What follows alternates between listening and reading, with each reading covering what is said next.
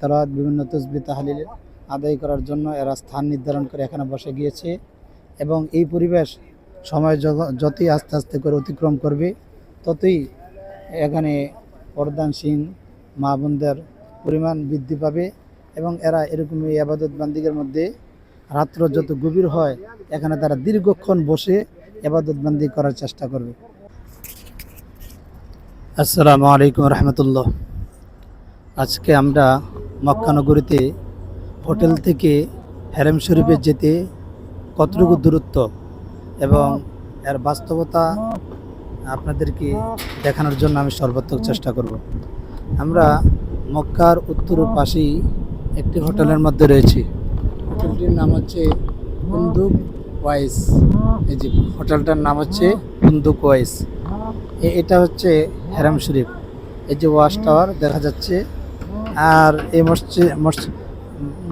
হেরেম শরীফের মক্কা নগরীর এই পাশটা হচ্ছে আপনার যেটাকে আবু জাহেলের বাড়ি পড়ে। আর এই পাশে একটা পাহাড় দেখা যাচ্ছে, এটা হচ্ছে জাবালে কুবাইস। জাবালের কুবাইসের পাশেই এবং এর সংলগ্ন আরেকটি পাহাড়। এর পাশে আছে একটি কুবুরি, যেটাকে আমরা বাংলাদেশের ভাষায় এটাকে ফ্লাইওভারও বলি। এখান থেকে আমরা আমাদের এই হোটেল থেকে আমরা যে হেরেম শরীফে যাওয়ার যে দূরত্ব সেই উদ্দেশ্যে আমি এখন রওনা দিয়েছি। হোটেল থেকে যাওয়ার পথে একটা রাস্তা পড়ে, যে রাস্তার মধ্যে প্রচুর পরিমাণে গাড়ি আসা যাওয়া করে। তবে গাড়িগুলো অন্যান্য জায়গার মধ্যে যদিও প্রচুর স্পিডে বা অতি দ্রুত ভাবে চলাফেরা করলেও এই হেরেম শরীফের আশেপাশে গাড়িগুলো খুবই নিয়ন্ত্রণ করে চলে। কারণ এখানে মানুষ চলাফেরা করার ক্ষেত্রে খুব বেশি প্রাধান্য দেওয়া হয়। বিশেষ করে হাজি সাহেবদের চলাফেরার ক্ষেত্রে যাতে কোনো ধরনের কোনো ব্যাঘাত না ঘটে, এই ব্যাপারে খুব কেয়ারফুল থাকে প্রতিগুলো ড্রাইভার। আর এখানে দেখতেছেন আপনারা অনেকগুলো শ্রমিক, সবুজ পোশাকে পরা অনেকগুলো শ্রমিক, হাজার হাজার শ্রমিক এখন মক্কা নগরীর মানে হেরেম শরীফের ভিতরেই এরা বিভিন্ন কাজে নিয়োজিত ছিল।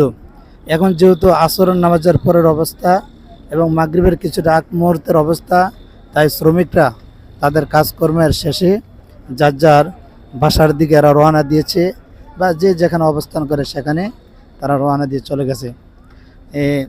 এখন সারাদিন প্রচণ্ড রোদ্রের তাপমাত্রা ছিল। এখন তাপমাত্রা কিছুটা কম বিদায় হাজি সাহেবরা অনেক সময় হোটেলের মধ্যে অবস্থান করার পরে এখন হেরেমের উদ্দেশ্যে সবাই মক্কা নগরীর দিকে প্রবেশ করতেছে। তাহলে আমরা এই হোটেলটার মধ্যে ছিলাম, বন্দুক ওয়াইস। এই হোটেল থেকে আমরা এখন এই যে হেরেম শরীফের মধ্যে প্রবেশ করব, এটা আপনাদেরকে দেখানোর চেষ্টা করতেছি। আশা করি আমার সাথে থাকবেন এবং হোটেল থেকে হেরেম শরীফের মধ্যে যাইতে কী পরিমাণ সময় লাগে এই ব্যাপারে আপনাদেরকে একটু ধারণা দেওয়ার চেষ্টা করব। হেরেমের পথে যাওয়ার পথে অনেকে অনেক ধরনের বিভিন্ন রকমের মালামালগুলো তারা বিক্রি করে। এখানে দেখতেছেন যে ছোট ছোট জায়নামাজ এবং বিভিন্ন ধরনের জিনিসপত্র রয়েছে, এগুলো তারা বিক্রি করে।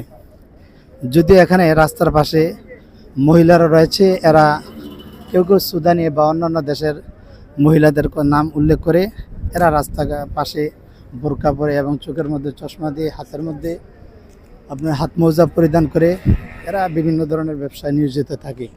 তো সবাই এখন হেরেমের পথে দেখতে থাকেন। যে এখানে অনেক রকমের আপনার যে বিভিন্ন ধরনের অসুস্থ, দুর্বল এবং বিভিন্ন ধরনের যারা কমজোরি মানুষ রয়েছে, এদেরকে উমরার এবং হজের বিভিন্ন কাজকর্মের ক্ষেত্রে সাপোর্ট দেওয়ার জন্য অনেক ধরনের স্বেচ্ছাসেবী রয়েছে। যেমন এই পাশে একটি দেখতেছেন, অনেকেরই এরকমভাবে গাড়ির মধ্যে করে নিয়ে যাচ্ছে।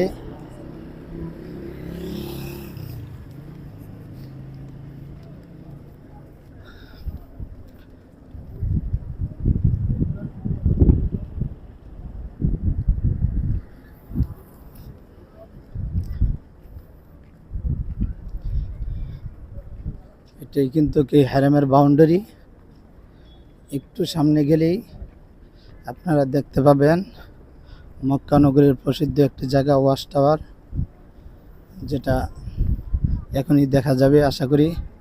আর এই দেখেন ছোট সাইকেল আকৃতির আপনার গাড়ি, ব্যাটারি চালিত গাড়ি, এই ছোট্ট সাইকেলের মতন দেখতে। এই গাড়িগুলোই দেখি এখানকার বিভিন্ন শ্রমিক কিংবা স্থানীয় বাসিন্দা, এরা এই ছোট্ট ছোট্ট এই গাড়িগুলোর মধ্যে খুব দ্রুত গতিতে চলাফেরা করে।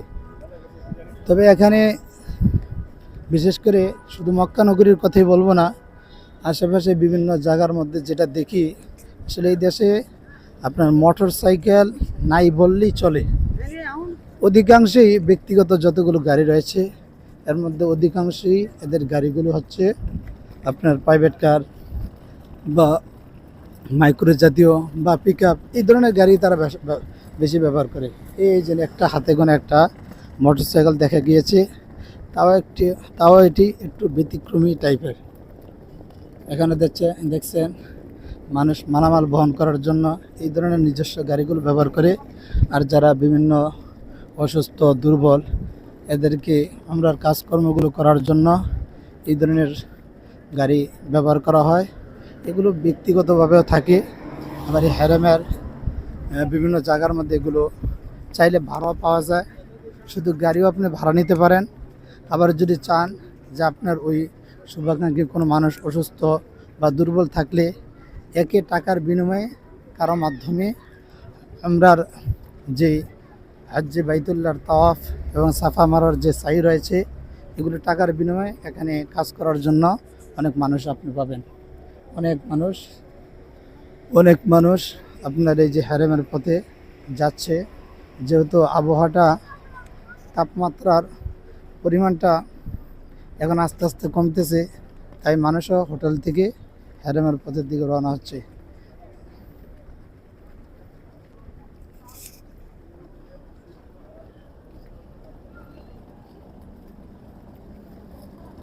দেখতে থাকুন এই যে ওয়াচ টাওয়ার যেটার কথা বলছি, যেটা আপনারা অনেক দূর থেকে অনেকবার দেখেছেন, বা এটা দেখলেই মনে করেন যে এটা কাবার একটি ঐতিহ্যবাহী চিহ্নিত স্থান, যেটা দেখলেই প্রথমত অটোমেটিক কাবাকে চেনা যায়। এর আশেপাশে অনেক বড় বড় অনেকগুলো সুন্দর আকৃতির বিল্ডিং রয়েছে। এই যে শত শত মানুষ দলবদ্ধভাবে এই যে হারেমের দিকে প্রবেশ করতেছে। আরও কয়েকটি স্থান হচ্ছে এই যে মক্কা পবিত্র হারেম শরীফের আশেপাশে বিশাল বড় বড় মিনারগুলো রয়েছে। এগুলো দেখলেও আপনি অটোমেটিক মানে দেখা মাত্রই বুঝবেন যে এটা কাবা শরীফের ঐতিহ্যবাহী একটা মিনারা। এই জন্য অনেক মানুষ হারেমের মধ্যে প্রবেশ করতেছে। আসলে এখনকার বর্তমান তাপমাত্রাটা আমি বলতে পারবো না, তবে 40-এর উপরে হবে।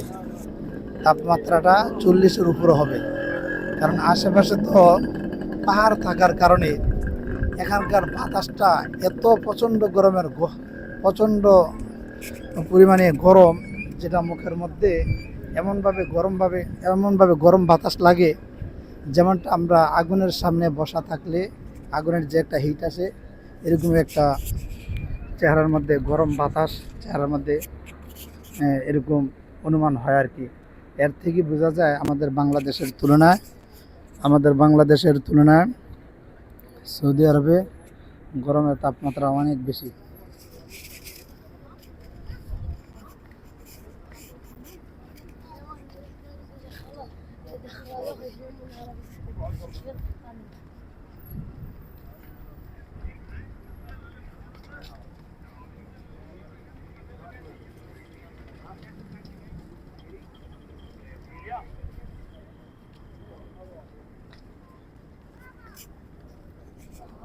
আমরা আস্তে আস্তে করে হারেমের চত্বরের মধ্যে প্রবেশ করতেছি। কত সুন্দর একটা দৃশ্য। এখানে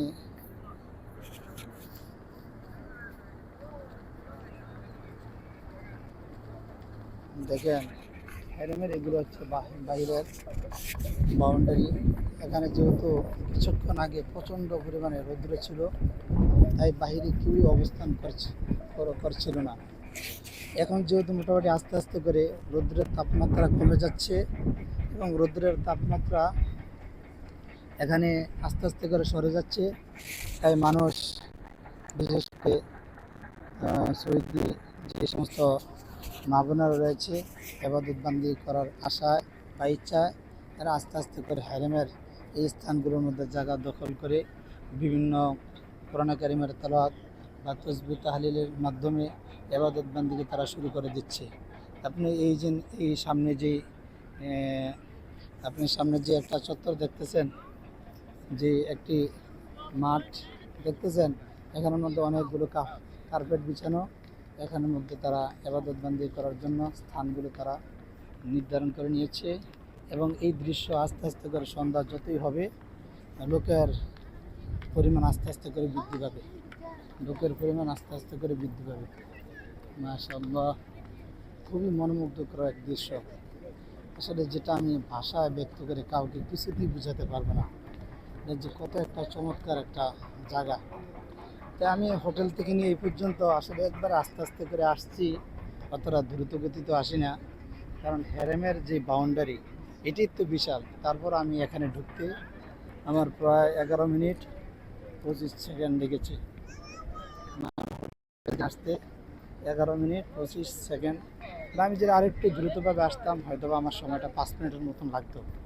এই হোটেলের দূরত্বটা মোটামুটি এরকম হয়, বা অবস্থা অনুপাতে কখনো একটু কম বেশি হয়। মাশাআল্লাহ,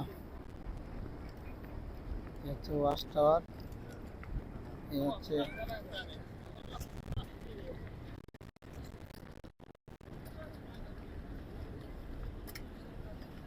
মানুষ আস্তে আস্তে করে হারেমের দিকে প্রবেশ করতেছে ইবাদত বান্দিগি করার ইচ্ছা। প্রচুর পরিমাণে লোক আস্তে আস্তে করে হারেমের দিকে প্রবেশ করতেছে, শুধু একমাত্র রবের গোলামি এবং আল্লাহ তাআলার নিয়ামতের শুকরিয়া আদায় করার উদ্দেশ্যে। আর এখানে দেখেন, এই যেরকম ট্যাঙ্কির মধ্যে ঝমঝমের পানি জায়গায় জায়গায় রাখা রয়েছে।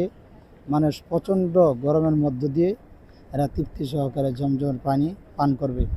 পানিগুলো সাধারণত ট্যাঙ্কির মধ্যে দুই ধরনের থাকে, একটা হচ্ছে নট কোল্ড আর একটা হচ্ছে আরবি এলাকা থেকে গয়র বারিদ। মানে একটা হচ্ছে স্বাভাবিক পানি, ওইটা ওইরকম গরমও থাকবে না, একবারে ঠান্ডাও থাকবে না। আর একটা হচ্ছে বারিদ, মানে কি ঠান্ডা থাকবে। এরকম যাদের প্রয়োজন হয় পুরো ঠান্ডা পানি পান করার জন্য ঠান্ডা পানির ব্যবস্থা থাকে। আবার যাদের দেখা যায় অবস্থা অনুপাতে ঠান্ডা পানি পান করলে এদের বিভিন্ন রোগ ব্যাধি বেড়ে যাওয়ার আশঙ্কা থাকে, তখন তারা নর্মালি পানিও পান করতে পারবে। দেখেন, প্রচুর পরিমাণে লোক এখন হারেমের মধ্যে প্রবেশ করতেছে। এখনও কিন্তু রোদ্রের তাপমাত্রাটা অনেক বেশি। কিছুক্ষণ পর আস্তে আস্তে করে লোকদের উপস্থিতি হারেমের মধ্যে বাড়তেই থাকবে, হারেমের মধ্যে বাড়তেই থাকবে। সুবহানাল্লাহ, সুবহানাল্লাহ, হারেমের মধ্যে বাড়তেই থাকবে।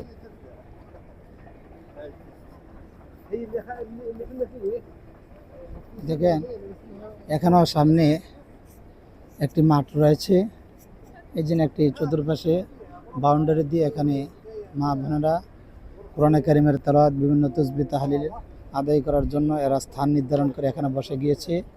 এবং এই পরিবেশ সময় যতই আস্তে আস্তে করে অতিক্রম করবে, ততই এখানে পর্দানসীন মা বোনদের পরিমাণ বৃদ্ধি পাবে এবং এরা এরকম এই ইবাদত বান্দিগের মধ্যে রাত্র যত গভীর হয় এখানে তারা দীর্ঘক্ষণ বসে ইবাদত বান্দি করার চেষ্টা করবে।